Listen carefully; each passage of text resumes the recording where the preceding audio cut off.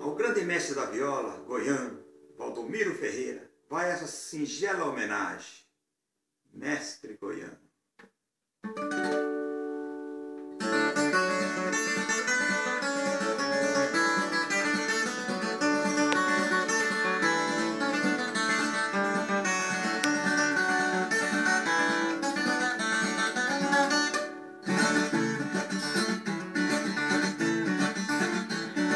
Hoje a viola chora, o caipira está de luto, o céu fica sertanejo com a chegada de um bruto.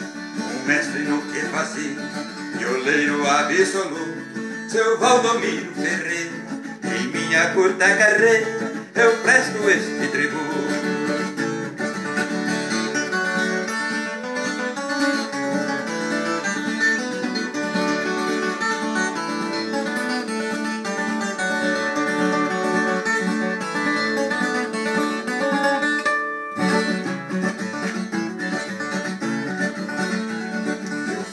Aqui na terra, o caipira e o doutor, lembrando do nosso amigo e a voz do cantador.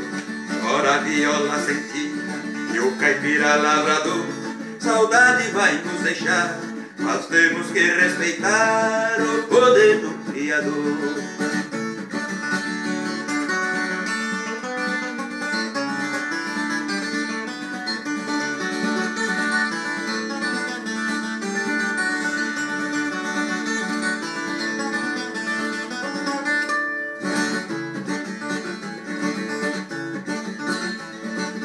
Eterna majestade, o mestre Tião Carreiro, que te receba no céu, meu amigo e companheiro.